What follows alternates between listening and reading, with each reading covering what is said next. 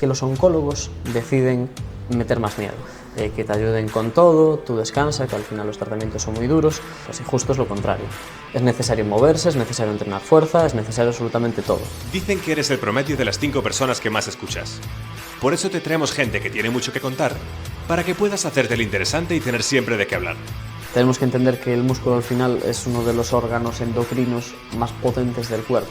La diferencia entre una persona que ha entrenado con una persona que no ha entrenado es que la persona entrenada va a poder seguir haciendo su vida. Nosotros ya hemos aprendido.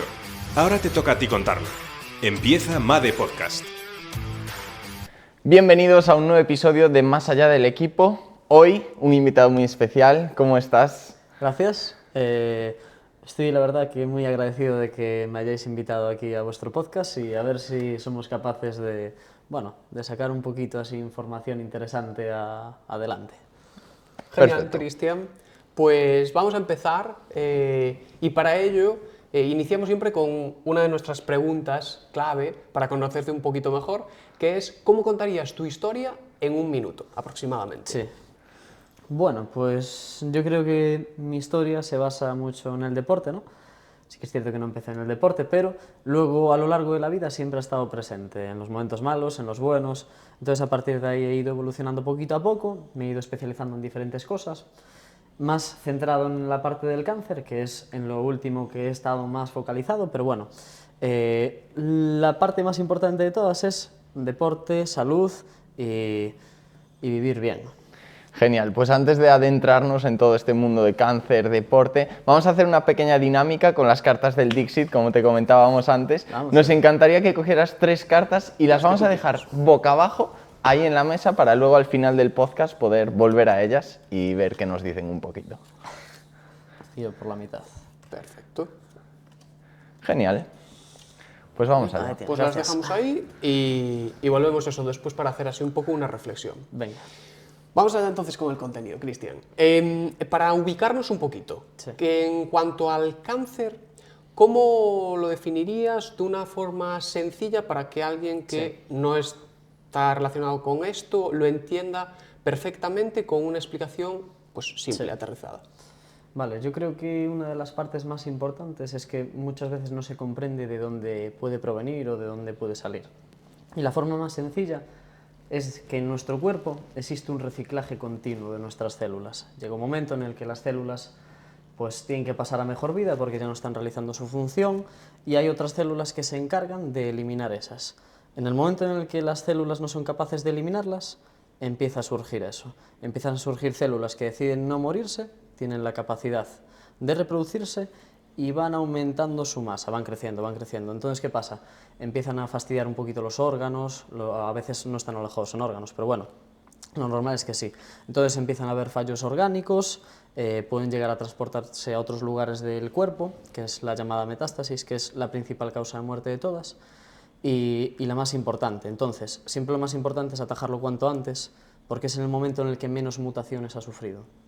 Una cosa súper importante es que el cáncer en los primeros estadios es un poquito más débil, porque con el paso del tiempo se va reforzando, va creando nuevas mejoras, es como si tuvieras un personaje y va aumentando sus características. O sea, no es solamente porque sean una menor cantidad de células, porque entiendo que se va multiplicando, Se va ¿no? multiplicando. Sino que son más débiles las células aún, esas células cancerígenas. No, no te creas, no es que sean débiles, o sea, al final se tiene que dar justo el microambiente perfecto para que esas células puedan prosperar, sin eso no va a ocurrir. Entonces, esas células en el momento en que eso pasa y las otras no son capaces de eliminarlas, o sea, ya están fuertes igual, para que puedan hacer lo que a ellas les apetezca y que el cuerpo no sea capaz de eliminarlas, eso ya tiene que haber tenido tiempo, vamos a decir tiempo. Una palabra clave en todo esto es cuánto tiempo te pasas quizás en un estado. Imagínate, inflamación crónica, obesidad, estrés, sedentarismo. Todo esto, llevado y alojado en el tiempo, lo que causa son daños al final en el cuerpo, en las células. Y llega un momento en el que quizás el ambiente se da más próspero para que se dé eso justo. Para que empiece a una célula a decidir irse un poquito decidir irse por su cuenta, alojarse en alguna región prosperar, empezar a robar nutrientes, empezar a crecer, crear masas anómalas, hacer fallos en los órganos y al final también diseminarse. Irse por todo el resto del cuerpo, que es donde ya se complica todo. Pues antes de indagar en todos estos procesos que nos parecen súper interesantes, nos gustaría un poco saber de dónde viene este interés que te hizo dedicarte a lo que te dedicas y este interés de relacionar el deporte con el cáncer. ¿Por qué es tan importante? ¿Por qué hay tantos bulos? Un poco que nos cuentes de dónde viene esto. Pues yo creo que esto es de lo más interesante, porque sí que es cierto que yo perdí a un familiar muy cercano, que tuvo cáncer, lo perdí, pero de aquella me interesaba el deporte, pero no de esa manera. Quizás porque también yo tampoco comprendía hasta qué punto puede llegar el ejercicio físico. Era una época en la que no se abogaba tanto por la salud, sino que era deporte por rendimiento, porque te gusta hacer lo que haces.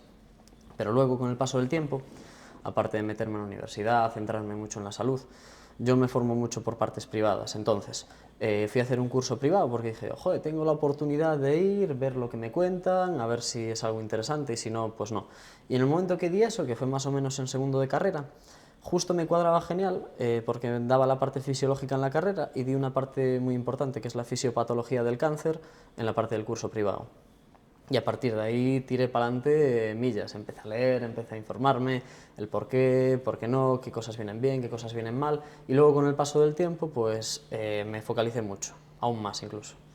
Y quizás una cosa que se nos puede venir rápidamente a la mente es, nos hablas de la importancia del entrenamiento, el cáncer y entender un poco cómo es esta relación, que es donde te has especializado.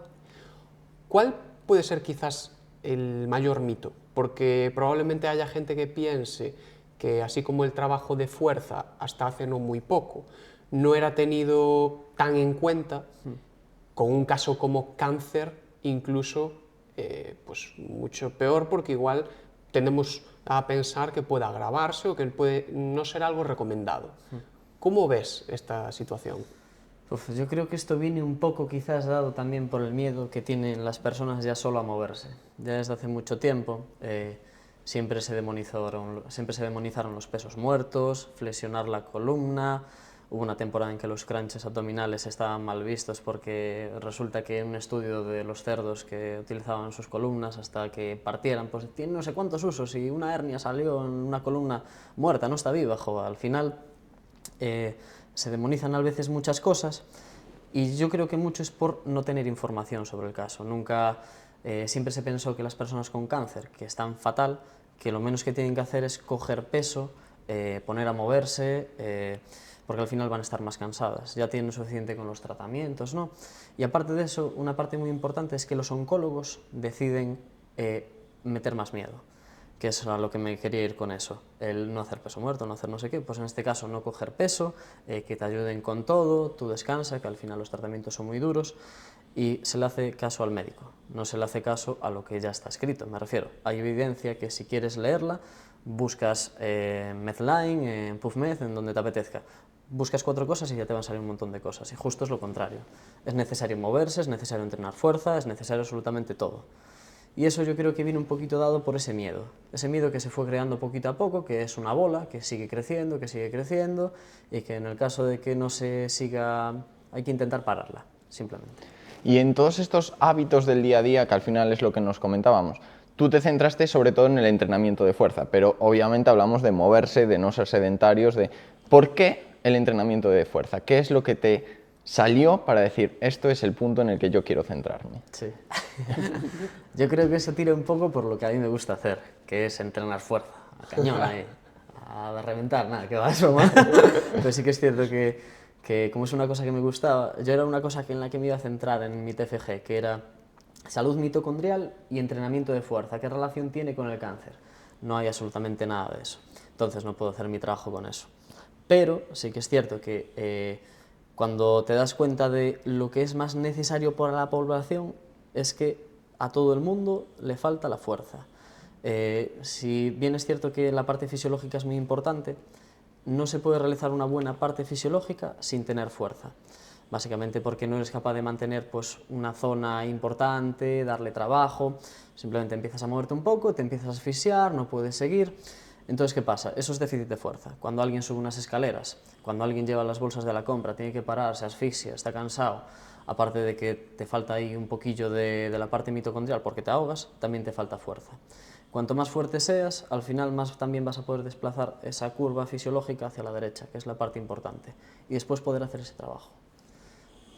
Y en tu trabajo te centras mucho también, nos comentabas, y leímos la parte de la disfunción mitocondrial, ¿no? Así es. Esto que se relaciona mucho con el cáncer también. Sí. ¿Podrías explicarnos de una forma así como más simple, ¿no? ¿Qué es lo que ocurre aquí y cómo influye? Vale, aquí de las cosas más importantes a entender es que la mitocondria es uno de los orgánulos más pequeños que hay y se encuentra en todas las células del cuerpo. Se encuentra en tanto los órganos, en los músculos, en absolutamente todo. Todo necesita energía para poder estar funcionando bien. Entonces, cuando este orgánulo decide dejar de funcionar de forma correcta, al final está utilizando otro sistema energético. Un sistema energético que le gusta mucho más al cáncer. De hecho, hay una teoría muy buena que es de Warburg, que es el efecto Warburg, que habla sobre cómo la glucólisis, que es ese metabolismo tan exacerbado que tiene, unos niveles de lactato enormes, hace que esa mitocondria deje de funcionar también. Entonces, si bien es cierto que hace falta la parte de fuerza, la parte de la mitocondria, en el momento que deja de funcionar nos estamos cargando casi la mitad del tratamiento, porque es una parte súper importante para quitarle sustrato al cáncer. En el momento que empieza a moverse el cuerpo, empieza a activar esas mitocondrias, la parte del sustrato que se está llevando el cáncer empiezan a llevársela a los músculos, empiezan a llevársela a otras partes del cuerpo. Entonces, sin eso, no vamos a ser capaces de capar una parte súper importante en los tratamientos. De ahí la importancia de que se haga el tratamiento y de forma coadyuvante se realice el ejercicio físico. Al final está escapando una parte ahí del alimento del cáncer y es necesario para que los tratamientos funcionen mejor.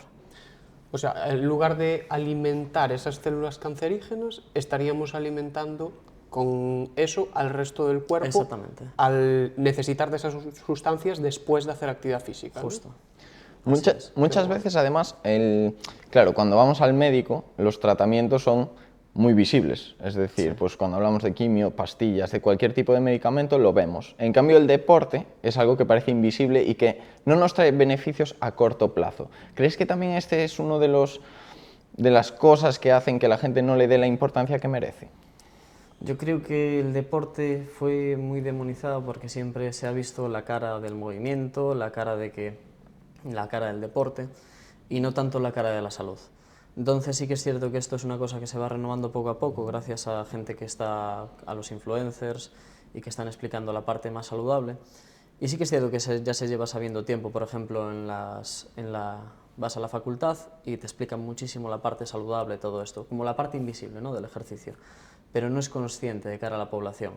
Y como no puedes medirlo, a ver, sí que puedes medirlo, pero no es algo tangible que digas tú, estoy mejorando mi salud mitocondrial y yo qué sé, a lo mejor me canso menos subiendo las escaleras, pero quizás no es tan visible como otras cosas, ¿no?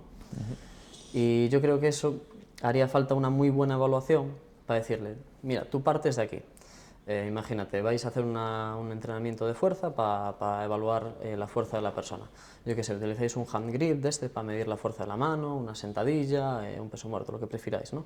O uno de tren inferior, tren superior. Vale, tú partes de aquí, te grabo, lo haces de esta manera. Y ahora mayores os hago una prueba fisiológica que no tiene por qué ser una prueba de esfuerzo ni nada de eso. Hay pruebas que te pueden decir el volumen de oxígeno máximo de forma muy estimada y no hay necesidad tampoco de darle tanto estrés a un paciente. Tú partes de aquí, vamos a hacer lo siguiente, a mayores vamos a hacer unos cuestionarios de evaluación para saber cómo te sientes, cómo de cansado estás, en qué actividades te encuentras peor, duermes mal, no comes, todas las cosas que nos puedan servir de valor y que podamos después hacerle ver a la persona que dices, hostia, mira, aquí ahora has levantado 60 kilos de peso muerto, cuando antes no levantabas nada o no podías. ¿Cómo te sientes? Tal, joder, pues la verdad es que puedo llevar las bolsas de la compra sin problema o puedo hacer cualquier cosa mucho mejor, tal. Y te ahogas menos, tal, sí, tal. Imagínate, mejoraron la prueba. Es una forma de hacer ver que la persona al final ha mejorado. Y yo creo que eso es una parte importante para implementar, porque sí que es cierto que, imagínate, llegas a entrenar, te evalúo, quizás no te explico lo que lo que hacemos o lo que sea, hay que hacer consciente la parte inconsciente, y eso es importante que el profesional decida meterse ahí, involucrarse en el proceso de todo el sistema este. ¿Cómo puede entonces beneficiar? O sea, entiendo que todos estos estudios que han estudiado, han investigado el cáncer y cómo al introducir la actividad física, el entrenamiento, fuerza, otros tipos de entrenamiento, pues mejora la situación de ese tratamiento, ¿no? Junto con el resto, no sé si quimioterapia o el resto de tratamientos que haya. ¿Qué impacto puede llegar a tener en cuanto a mejorar la situación de ese paciente? A la situación del paciente, pues la verdad es que mucho. Se ha visto, por ejemplo, en entrenamiento de fuerza, que las personas que realizan entrenamiento de fuerza, a la vez que reciben el tratamiento oncológico, hay señalizadores en todo el cuerpo, pues hay señalización vascular que lo que hace es crear vascularización directa hacia la parte del tumor, haciendo que, por ejemplo, el tratamiento de la quimioterapia llegue mejor a la zona donde se encuentra el cáncer. Eso es una parte importante. Luego, la parte de inhibir la fisiología del cáncer también es otra muy importante. Es en la parte del entrenamiento de HIIT, por ejemplo, en el momento en el que nosotros hacemos un entrenamiento muy intenso, que es entrenamiento intenso directamente al HIIT, ¿no? Lo que producimos es mucho lactato, ¿no? Nosotros en el cuerpo. Entonces, por inhibición de la cantidad de lactato que existe en la sangre, de que estás ahí, estás reventado, imagínate, ganas de potar, pues en ese momento el lactato está muy alto y horas después también va a estar alto. Ese nivel de lactato en sangre lo que hace es inhibir al resto del cuerpo la glucólisis, que es justo la fisiología del cáncer. Entonces, cortas por un lado una cosa y por el otro lado le ayudas a que lleguen mejor. De esa forma lo que intentamos es contrastar ahí un poquito absolutamente todo. Y también hay un estudio muy interesante que aquí quiero hacer un inciso también en meter una parte un poquito más de la mente, ¿vale? De cuidarnos mentalmente y todo eso, que es una parte muy importante que quizás no se vea tanto, incluso se ve menos que el ejercicio, decir, hostia, hacer terapia o algo de eso va a hacer que mejore mi tratamiento, pues sí. Si queréis, hay un libro muy bueno que es ¿Por qué las cebras no tienen úlceras? Y esto lo uno con el estudio este, que es muy bueno sobre el estrés. ¿Cómo se dice? En el estudio este lo que hacen es utilizar a ratas y les hacen un trabajo como si fuera ciclista. Esto, una tirada larga de horas de una zona 2, que es una parte fisiológica que lo que hace es mejorar la actividad mitocondrial. Lo que ocurre en estas ratas es que los tumores que fueron inyectados en ellos reducen un 60%. Imaginaos que era así, pues se quedaba así, el tumor, lo reducía un 60%. Y yo me preguntaba, joder, si eso pasa con las ratas, ¿por qué cojones no pasa con nosotros eso? Y luego pensé yo, joder, es que son ratas, es que a ellos no les interesa estar enfermos, no se enteran de esas cosas, ellos son instinto puro, ¿no? Me refiero, hago esto, hago lo otro, con tal de que ellas se encuentren bien, entonces la parte mental es como que se la han borrado. Tú no vas a estar pensando de, joder, estoy cansado, no sé, me voy a morir, por ejemplo, ¿sabes? Sí. Esa parte que es una parte súper importante y que en el libro de El estrés y las cabras reflejan cómo toda esa parte cerebral hace un torrente ahí de hormonas brutal que bueno, sistema nervioso simpático superactivado, estrés por las nubes y al final eso es peor, porque eso al final crea inflamación crónica, que es justo lo que le gusta al microambiente del tumor y que lo beneficia. Entonces, ejercicio, también nutrición, parte psicológica, absolutamente todo, yo creo que todo eso debería estar unido. Esta parte de, bueno, sobre todo la somatización que hablábamos en episodios anteriores con Natalia Seijo, psicóloga, que nos hablaba de todo este tema. Y en el tema del deporte hay mucha gente que dice, yo hago muchísimo deporte porque salgo a caminar 1 hora al día. Cuando hablamos de este esfuerzo de deporte, ¿hay diferencia entre un deporte de fuerza que te exige subir muchas pulsaciones, que te exige mucho a nivel físico, o irte a caminar o irte a dar un paseo? ¿Cuál es la diferencia y cuáles son los beneficios de uno o de otro? A ver, a mí me gustaría aclarar una cosa, y es que no todo vale. Al final, en la fisiología del cáncer está muy, bueno, en la fisiopatología y en absolutamente todo está muy marcado cuál es el objetivo terapéutico que se tiene que intentar llegar. Más allá de eso, yo no haría nada más. Ahí sí que abogo un poco a la parte oncológica de, de que quizás si te pasas es peor. Entonces, de ahí la importancia de evaluar a las personas. En el momento que las evalúas, sabes cuáles son sus necesidades. A partir de ahí, pues calcular un poquito los volúmenes de trabajo para saber cómo se recupera la persona. Caminar así porque sí, caminar mucho, hacer ejercicio a secas, sin tener una programación o sin tener un objetivo clave, yo no lo abogaría porque es meterte en camisas de 11 varas y al final necesitas tener una cosa muy clara. Uno, el entrenamiento de fuerza. Los tratamientos lo que te van a hacer es hacer una pérdida brutal de la masa muscular, vas a perder función, te van a doler las articulaciones. Entonces, toda esa parte, preservarla, porque nos hace falta, de cara al futuro, de cara a vivir, de cara a absolutamente todo. Tú, cuando tienes cáncer, te gustaría hacer vida normal, no te gustaría que te estuvieran ayudando en absolutamente todo. Entonces, vas a preservar la función, esa es una de las cosas más importantes de todas, y después, la parte de la fisiología del cáncer. Se sabe que si tienes que activar las mitocondrias para intentar llevarte un poquito de esa parte más metabólica y también la parte del HIIT a muy alta intensidad, no te puedes pasar ahí. Porque si te pasas al final acumulas más fatiga. Si tú sabes que con X tienes un estímulo óptimo que vas a hacer mejorar esos sistemas, no te pases de más. Tampoco te quedes corto. Porque al final, si te pasas, es peor para la persona, tarda más en recuperarse, quizás la siguiente sesión tiene que ser dentro de 2 o 3 días, vale la pena quedarse un poquito más corto siempre en estos casos e ir poquito a poco con lo que tienes evaluado y mejorando las capacidades que son necesarias en esa fisiopatología, la parte de fuerza y la parte mitocondrial. Bueno, y hay más partes ahí que quizás sean necesarias por tema de... Hay gente que recibe cirugías y todo eso, parte de movilizaciones y cosas de esas también serían necesarias. Lo que pasa es que la parte más gruesa como de todo, la parte que va a atacar directamente al cáncer es el entrenamiento de fuerza y la parte mitocondrial, que es el entrenamiento fisiológico. ¿Y cuál sería quizás pues esas diferencias respecto a una persona que no esté en una situación de tener un cáncer y una persona que sí en cuanto a su entrenamiento? A ver, yo creo que la persona que no tiene cáncer puede hacer lo que le apetezca. Puede caminar porque le gusta caminar, no tiene unos objetivos claros, ¿no? En cambio, con la patología, si quieres abordarla con la parte del entrenamiento, no es hacer entrenamiento para encontrarme bien, es abordarla porque tienes el objetivo de mejorar estos marcadores para que los tratamientos y el cáncer mejoren y que todo eso vaya para adelante. Pero en cambio, una persona que sí que es cierto que no le interese tanto la parte de la salud, entrenar por divertirse sería óptimo. Sí que es cierto que trabajar las dos cosas para la prevención sería muy interesante. Eso es una cosa muy buena que hace el CrossFit, que combina muy bien la fuerza con la parte metabólica al final de las sesiones.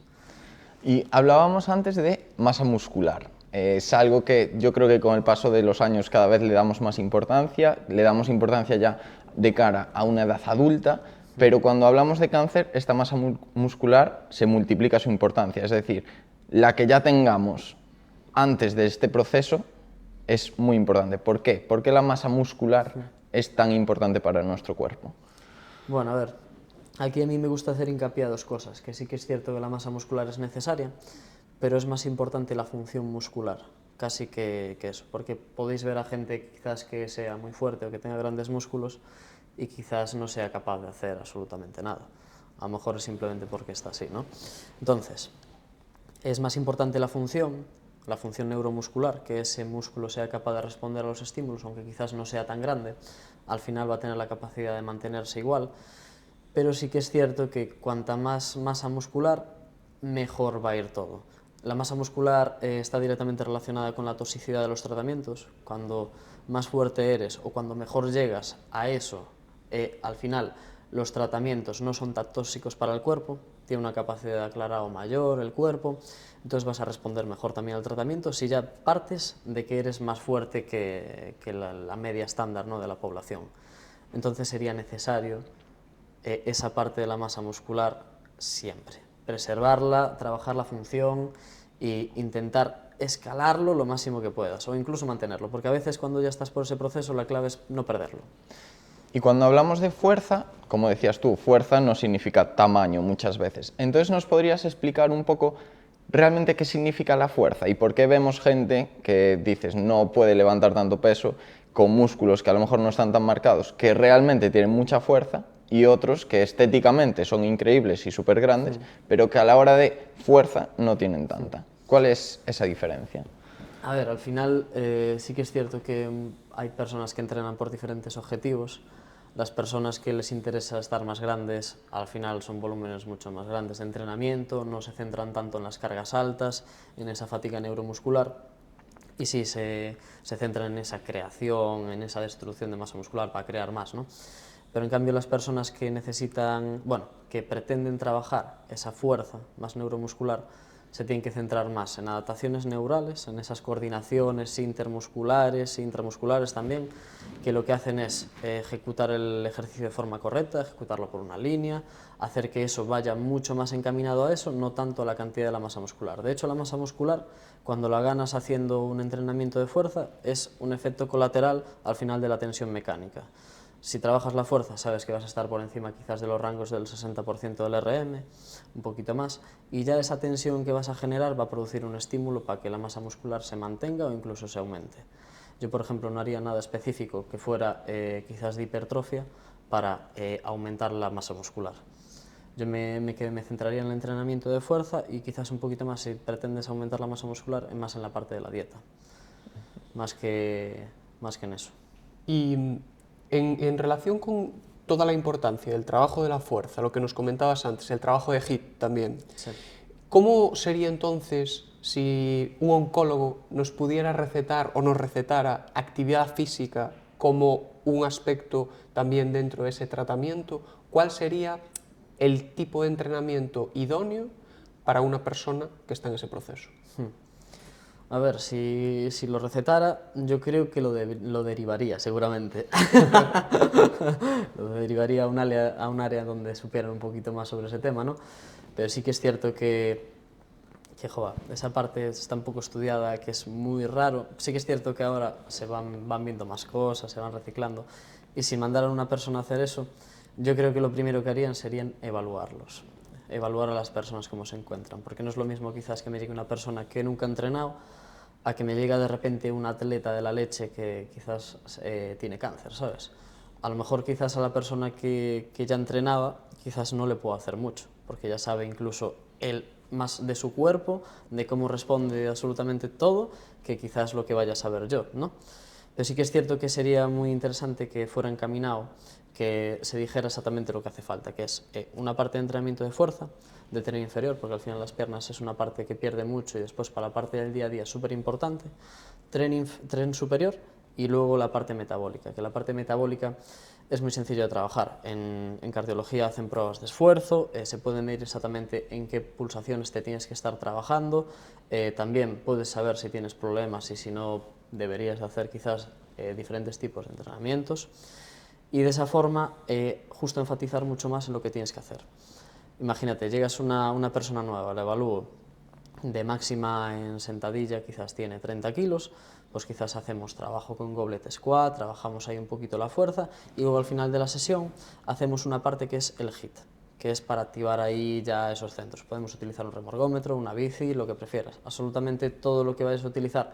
Si lo haces muy rápido y con mucha intensidad ya te va a generar ese ¿qué me pasa aquí? Que me mareo, ¿no? Y luego fuera sí que es cierto que sería necesaria esa zona 2, que es el trabajo mitocondrial. Imagínate, hacéis una prueba de esfuerzo, os miden ahí exactamente cuál es vuestro punto máximo para el trabajo de la mitocondria y justo concuerda con 110 pulsaciones. Pues tenéis que hacer trabajo en 110 pulsaciones, rodaje, rodaje, rodaje, rodaje, no parar. Para visualizar ese trabajo en zona 2, ¿con qué ejercicio, qué más o menos podríamos compararlo? ¿Con una carrera a nivel...? Quizás una carrera ya se dispara muchísimo. ¿Sí? Sí. Esas personas, por ejemplo, se encuentran con los niveles de lactato muy altos, porque la parte glucolítica del cáncer reconfigura la parte del cuerpo también, a un estado más glucolítico. Entonces, a poco que camines, las pulsaciones se van a disparar muchísimo. Entonces, a veces, la parte de andar por andar no vale, pero sí andar si vas a trabajar justo en eso, ¿sabes? Claro. Porque hay mucha gente que anda y quizás se está pasando. O hay mucha gente que anda y no anda. Entonces, si tú justo quieres trabajar esa zona, aparte de que tienes que medirlo, Luego, en el momento que empiezas a andar, si estás justo en esa franja, sabes que estás trabajando justo eso, que es algo específico justo para la patología. Entonces, medirlo es súper importante, porque a estas personas se les dispara muchísimo. De incluso quedarte un poquito por abajo es súper interesante, porque eso a poco que vas andando, vas generando fatiga, el lactato se va a seguir acumulando poquito a poco, hasta el punto en que se dispare y que no seas capaz de estar trabajando en esa zona. A poco que se dispara ya no la trabajas. ¿Y hay grandes diferencias en función de los tipos de tumor, de cáncer que podamos tener? ¿O en general hay unas recomendaciones, todas estas, que nos valen para todos? Estas valen para todos, pero sí que es cierto que hay ciertos tumores que no son todos glucolíticos. O sea, la fisiología del cáncer va avanzando poquito a poco. Ya te digo, ese tumor va creando mutaciones nuevas, va creando nuevos ADNs, va creándose como si fuera una máquina perfecta de acabar contigo. Entonces, se va reconvirtiendo, hay algunos que son un poquito más mitocondriales también, una parte más glucolítica, pero bueno, esas partes sería súper importante trabajarlas, porque sí que es cierto que todo tipo de cáncer, si estudias a la persona, te vas a encontrar que tiene disfunción mitocondrial. La mayoría de las personas, de hecho hay un estudio muy bueno de Íñigo San Millán que sacó hace poquito, fue este septiembre, si no me equivoco, comparaban a personas sanas con personas que entrenan. Personas sanas, estoy hablando de personas normopeso, imagínate tú, pero no entrenas. Y tú que entrenas. Te hacen un análisis de sangre, te analizan absolutamente todo, todos los valores estándar que se encuentran en la literatura, te encuentras en ellos, no tienes problemas. Y pues imagínate que tú das mal, pero entrenas. Pues en ese estudio cogen y analizan la metabolómica, que son esos metabolitos que hacen que esas mitocondrias estén más activadas, hacen una prueba de esfuerzo, sacan biopsias para ver exactamente qué pasa con esas mitocondrias. Pues la persona ya que no entrena, pero que se encuentra normal, bien o que supuestamente está sana, ya tiene un 30 o un 40% afectado la mitocondria. Wow. Entonces, eso es muy importante saberlo, porque a lo mejor nos creemos que todos estamos muy bien y quizás no estamos tan bien como creemos. ¿Y eso nos puede influir en que pueda aparecer, o si aparece el cáncer, sea más agresivo? No. Eso dependerá de las papeletas también que te hayan tocado un poco con el tipo de cáncer. Al final hay muchos tipos, hay muchos fenotipos, yo qué sé, tienes cánceres de estos que son tumores, luego tienes leucemias y tienes unas cosas más por ahí. Pero sí que es cierto que no depende tanto de que sea más agresivo o menos. Sí que es cierto que la persona que ha entrenado más y que se encuentra mejor, ya preparada para cuando tenga que afrontar, por ejemplo, la parte del cáncer, está mucho más fuerte para pegarse con ella. Entonces, cuanto más fuerte seas tú, más fuerte vas a poder pelear contra él con los tratamientos, con absolutamente todo. Cuando hablábamos además de esta zona 2, que al final se basa en latidos por minuto, sobre todo los deportistas pues a lo mejor ya están más acostumbrados a saber sus rangos, ¿no? Sus niveles de esfuerzo y todo. Pero una persona que nunca haya hecho nada, que el día de mañana pues le diagnostican un cáncer, ¿por dónde empieza? Porque si tú nunca has hecho ningún tipo de deporte, a lo mejor estás muy perdido. ¿Cómo puedes empezar?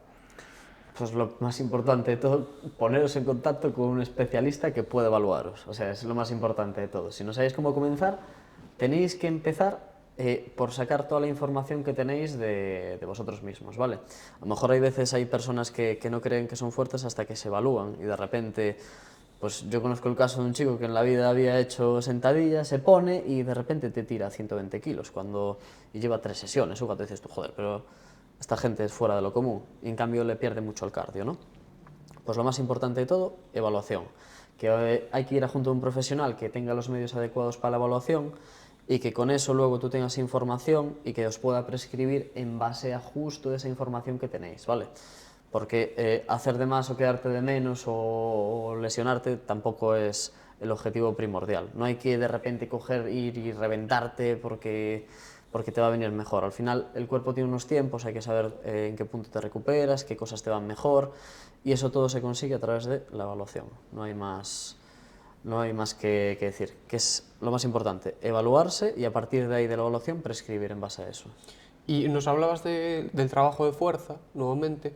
En este sentido, ¿es cierto o cómo es que el trabajo de fuerza, quizás antes nos comentabas, muy asociado a la persona de gimnasio de toda la vida, como cliché. ¿Cómo influye incluso en la longevidad de las personas? ¿El trabajar la fuerza puede aumentar la, digamos, esperanza de vida, la longevidad? Sí, así es. De hecho, es una de las cosas más estudiadas de todo. Aparte de cómo aumenta la longevidad, tenemos que entender que el músculo al final es uno de los órganos endocrinos más potentes del cuerpo.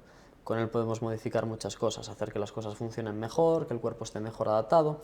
Y sí que es cierto que de cara a los últimos años de vida, la diferencia entre una persona que ha entrenado con una persona que no ha entrenado es que la persona entrenada va a poder seguir haciendo su vida. Me refiero, los 10 últimos años de vida, imaginároslo. Una persona que no ha entrenado, a lo mejor le duele la cadera, está operado de no sé qué, a lo mejor la que entrenó también, ¿no? Pero la cosa es que la persona que entrena tiene más fuerza y tiene capacidades para autovalerse. Y la persona que no, a lo mejor se encuentra encamada. Los 10 últimos años de vida son de una calidad nefasta. Pues yo personalmente, para mí, yo lo que quiero es vivir siempre como yo quiera y como yo pueda, sin necesidad de ayuda de nadie. Y esa sería una de las partes más importantes. Sí que es cierto que las personas que entrenan a lo mejor tienen una diferencia de 5 años a mayores.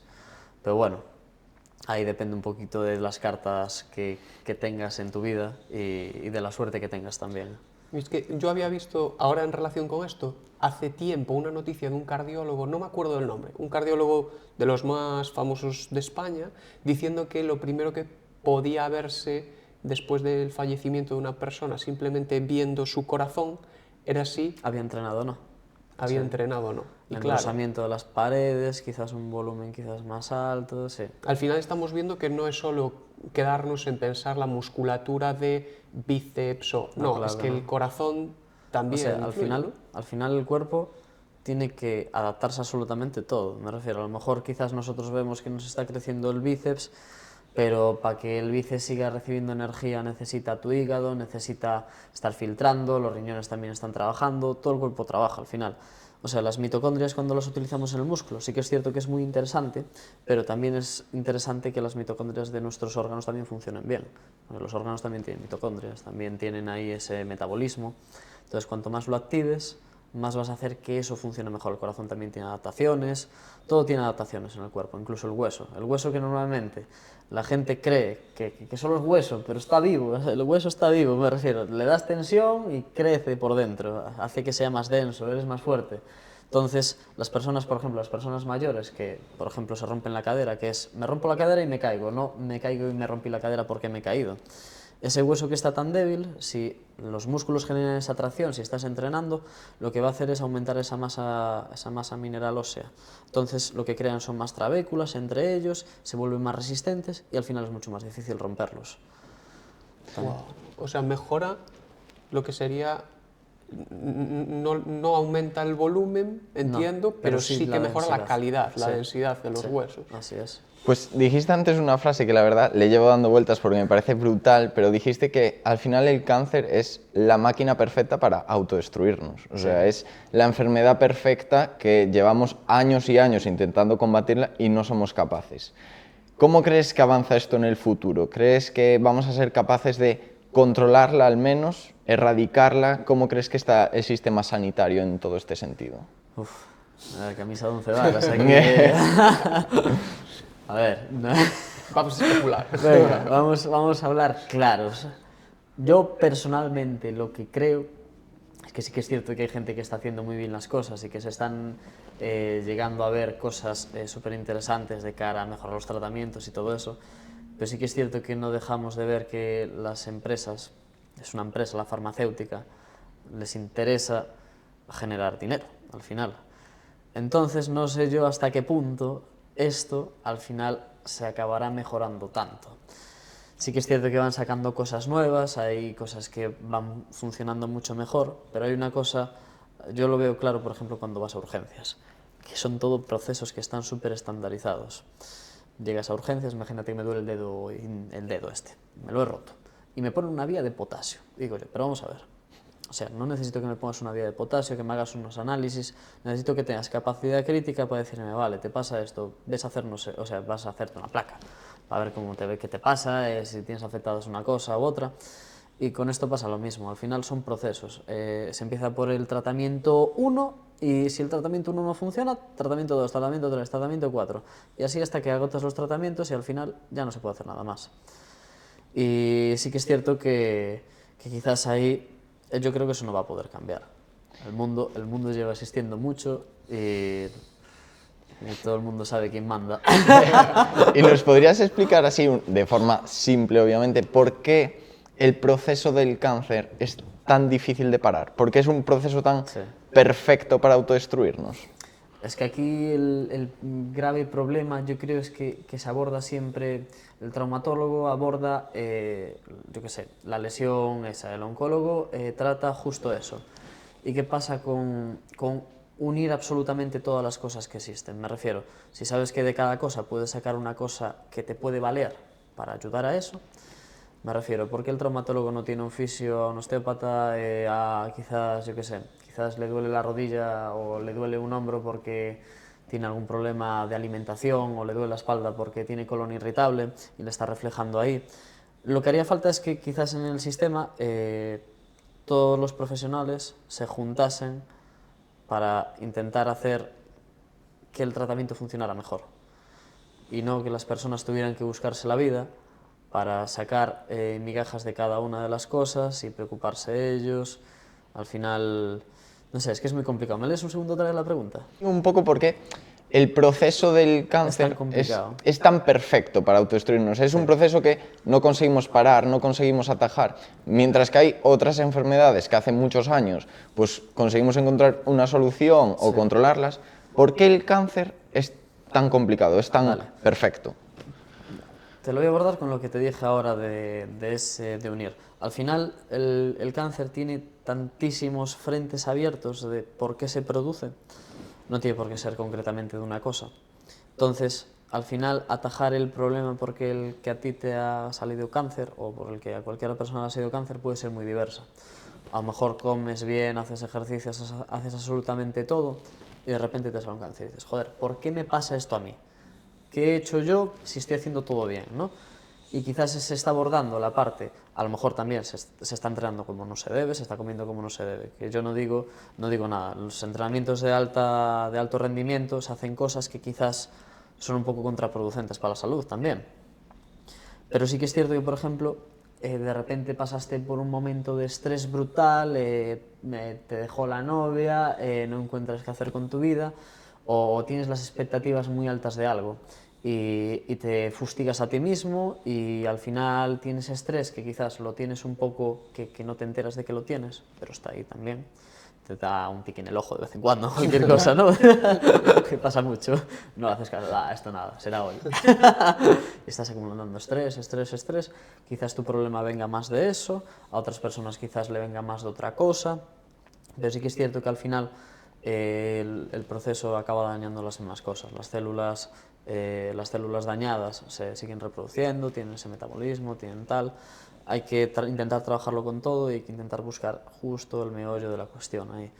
El problema de que no se encuentre nada es que hay tantos frentes por los que puede venir eso que hay que intentar darle por todos lados. Si le das por todos lados, va bien. Y en ese momento pues dirás, pues mira, por lo menos he hecho lo que podía para intentar curarme, cualquier cosa. Y dentro de esa parte que nos contabas, que efectivamente una vez es el tratamiento ya, en función de cómo esté el sistema sanitario, etcétera, etcétera, ya no está tanto en nuestra mano, en la parte de la prevención, que quizás es donde más deberíamos también trabajar, que muchas veces pues en algunos aspectos no se tiene tanto en cuenta, ¿cuáles dirías que son esas 3 claves o 3 hábitos que podríamos tener si quisiéramos intentar reducir al máximo la probabilidad de tener un cáncer? Yo creo que todo lo que esté en nuestra mano, que pueda ser modificado e implementado en el día a día, eso va a ser clave para intentar evitarlo. Por ejemplo, la dieta se puede hacer siempre mucho mejor, el entrenamiento siempre se puede entrenar mejor, el descanso, muy importante, descanso y estrés mental, que son ya 2. También es importante pues descansar mejor, que el cuerpo se recupere de absolutamente todo el día, que estamos súper estresados todo el día. La parte más psicológica, que es una parte que se cree que no, Pero si leéis por qué las cebras no tienen úlceras, entenderéis qué pasa con el cuerpo. ¿Por qué te sale una úlcera y a la cebra no le sale una úlcera cuando le persigue el león cada 2 por 3? Nosotros seguimos todo el rato, run, run, run, run, run, run. Al final nos producen úlceras, se nos producen cosas que son somáticas, que son parte mental, y quizás no les damos la importancia que necesitan. Pero esos 3 pilares son los más fundamentales, porque son cosas que puedes modificar. Puedes intentar entrenar mejor, comer mejor, ya solo con modificar estas cosas vas a ser capaz de dormir mejor, descansarás mejor, te encuentras con más energía. Y luego la parte psicológica, ahí yo no entro tanto a cómo funciona, porque no tengo ni idea de cómo se puede llegar a intentar atajar el sistema por ese lado. Sí que es cierto que lo que nos comentabas, ¿no? Y lo comentábamos aquí también mucho con Natalia, esa parte de la somatización, en su obra del cerebro tiene memoria, o el cuerpo, perdón, tiene memoria. Y claro, porque, por ejemplo, toda esa narrativa, entiendo que nos contabas antes, que te cuentas, ese cuento que te cuentas a ti mismo, según lo que ocurra, igual te dispara a niveles de, por ejemplo, cortisol, que tanto se habla del estrés, el cortisol. ¿Cómo se relaciona estos altos niveles de cortisol con el cáncer, por ejemplo? ¿Tienen relación también? Hay señalizadores dentro de toda la parte hormonal del cortisol, de la adrenalina, de la noradrenalina. La no homeostasis del cuerpo, cuando tu cuerpo no se encuentra en valores los que tienen que estar normales, al final todo eso hace que seas más predispuesto. Y ahí la parte del principio, que hablábamos del tiempo en el que te pases en un estado, va a condicionar que tus papeletas sean mayores también. Cuando os decía, cuando pasas mucho tiempo estresado, mucho tiempo, quizás que tienes grasa visceral en los órganos o lo que sea, que eso crea hipoxia dentro de ellos, hace que esa hipoxia también se dé para que esas células se encuentren más cómodas ahí y puedan reproducirse y proliferar, ¿no? ¿Qué sería esa hipoxia? La hipoxia es la falta de oxígeno, es zonas del cuerpo donde no llega el oxígeno y donde se encuentra muy cómodo el cáncer. No es que se encuentre cómodo, por ejemplo el cáncer crea hipoxia alrededor, porque crea vasos sanguíneos que se encuentran alrededor y va robando cosas, y ese lactato acidifica el medio, acidifica absolutamente todo, lo que hace que no llegue el oxígeno de forma correcta ahí, haciendo que, por ejemplo, linfocitos T y otros tipos de células del sistema inmune no puedan afectar directamente, no puedan atacar al cáncer. Entonces, ese microambiente que tiene le viene de perlas. Pues Cristian, vamos a tener que ir cerrando el episodio porque si no estaríamos hablando aquí durante todo el día. Por eso, después de este rato en el que estamos hablando, antes de ir a nuestro bloque final y las preguntas finales, un mensaje. Ese mensaje que le quieres dar a todas las personas que llevan todo el rato escuchando de cómo prevenir, qué hacer una vez tenemos cáncer. Ese mensaje que les quieres dejar claro que deberían de hacer. Entrenar fuerza. Perfecto, Cristian. Pues nada, vamos entonces ahora ya, si te parece, para ir cerrando el episodio, con 3 preguntas clásicas que tenemos. Y después volveremos a las cartas del inicio. Bien. Así que, para ello, la primera pregunta que siempre hacemos a los invitados para cerrar es relacionada con tu pasado y sería si hay algún momento o algún hecho de tu historia personal que te ha marcado mucho, que te ha influido mucho para ser la persona que eres hoy. Ostras, yo creo que somos lo que vivimos también mucho, y de aquí nos rodeamos. Entonces, toda la vida en sí, de mis amigos, mi familia, los sucesos que pasan, los que no pasan, mi pareja también, que me ayudó a madurar mucho emocionalmente. Saludos, Carol. Sí, todo eso es súper importante para la persona que eres hoy en día. Realmente no sé si por mi madre quizás no hubiera escogido quizás el tema del cáncer. No tengo ni idea, porque también es una cosa que yo creo quizás que me interesaría aún sin haberla perdido, ¿sabes? Entonces, pero no estoy del todo seguro. Pues genial, ya hemos visto el pasado, vamos a movernos al presente. Y esta pregunta sería un poco qué es lo que más disfrutas en tu día a día, esta cosa que te levantas por las mañanas y tienes ganas de hacer todos los días. Tomar un café, ¿cómo me entra el café por la mañana? No, pero fuera de bromas, no sé, me levanto siempre con ilusión de aprender siempre una cosa nueva. últimamente, por ejemplo, me levanto con más ganas de leer que nunca. Es una cosa rara no leer sobre este tema, pero sí dar la lectura de cosas que me interesan mucho. Digo yo, joder, a ver cuándo saco un momentito en mi día, aparte de entrenar, de hacer todas las cosas que me gustan, de leer, porque siempre cuando me voy a dormir es cuando aprovecho los últimos 40 minutos para leer y siempre me hago así, y cierro el libro y a dormir, y no me da tiempo a leer nada. Pero sí que es cierto que en el día a día, ahora mismo más eso, pero sí que es cierto que el entrenamiento es súper importante, me encanta entrenar. Sin eso, yo creo que sin poder entrenar en el día a día, no sería yo. O sea, seguramente mi yo actual, sin haber entrenado, no sería yo. Genial, Cristian. Pues vamos entonces, si te parece, al futuro ahora. Y la pregunta sería, ¿cuál sería tu objetivo o algo que te gustaría conseguir en los próximos años? Algo que me gustaría conseguir. Pues la verdad, me gustaría quizás publicar más sobre cáncer y ejercicio, ayudar a todas las personas que pueda a intentar sobrellevar o a llevar mejor la patología, el proceso, absolutamente todo. Yo creo que es una cosa que me llenaría bastante poder ayudarlos. También seguramente me consumiría en otras facetas quizás más emocionales, ¿no?, a lo largo de la vida, porque seguramente de muchos de los que entrenes también los pierdas por el camino, porque no todo son flores y fiesta. Entonces, una parte que me gustaría sería esa, ser capaz de ayudar a todas las personas que pueda, quizás por la parte de no haber podido ayudar a mi madre o cualquier cosa de esas. Entonces sería una parte ahí que me gustaría mucho.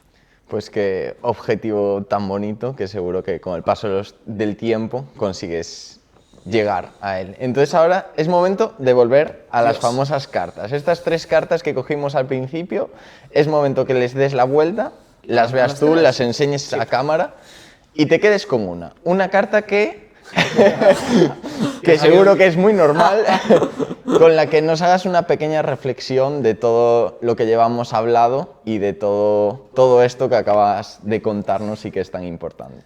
Bueno, la primera de todas es que antes estuve mirando las cartas y me tocó la trompeta esta de la señora. Pero es que esta no la voy a escoger porque, bueno, Si quieres, puedes mostrarlas. sí, las otras. Muestro todas. Para que se vean o para que... Me tocó el chaval aburrido este que tiene de todo pero no quiere nada. Y me tocó el barco lleno de regalos, aquí el volador.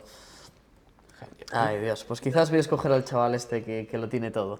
Y para ello voy a deciros una cosa, y es que no es necesario tener grandes cosas, sino tener lo que quieres tú, ¿no? Buscar ese objetivo en la vida, ser capaz de perseguirlo, de seguir con él y que te haga feliz al final. Porque como vemos en esta imagen, el pobre está jodido teniéndolo todo. Y a veces con pequeñas cosas es con lo que vamos a ser felices. No hace falta tener nada súper especial ni nada ahí, no sé, como más material, ¿no? Quizás, como se ve en la foto. Tal cual. Qué buena reflexión, Cristian. Pues vamos a acabar, si te parece, con esto. Y para ello vamos a hacer la dinámica final. Vale. Tenemos aquí la regadera, ¿sí?, como ya viste antes. Y está bastante llena, pero te vamos a invitar, como a todas las invitados e invitadas que nos acompañan, a intentar en algún huequito, por ahí, poner una palabra, simplemente, o una frase que pueda, bueno, resumir o que tú quieras dejar en esta regadera. Sí, busca ahí por el huequito. Sí, incluso por por abajo. Si hay alguna cosa, creo, por ahí. Vale, fueras. Mientras, simplemente, bueno, comentar que te puedo encontrar en Cristian Rego en Instagram y a partir de ahí pues ya contactar con tus servicios, que vean también el contenido que creas que es súper bueno en cuanto a el entrenamiento y la relación con el cáncer y desde luego que tiene muchísimo que aportar a cualquier persona. Así que nada, si quieres contarnos un poquito ahí. Muchas gracias y mirad lo que les he escrito. Entrena fuerza. Yo creo que lo hacen estupendamente porque todos entrenan aquí, entonces. Pero por si acaso se olvidan. Genial, Cristian. Pues hasta aquí este episodio en Made Podcast. Gracias por acompañarnos. Muchas gracias a vosotros por invitarme a vuestro podcast. Estoy muy agradecido y la verdad es que me he sentido muy cómodo de estar aquí con vosotros. Genial. Un placer. Nada más, llegamos así al final. Recordad, el equipo Es la llave del éxito.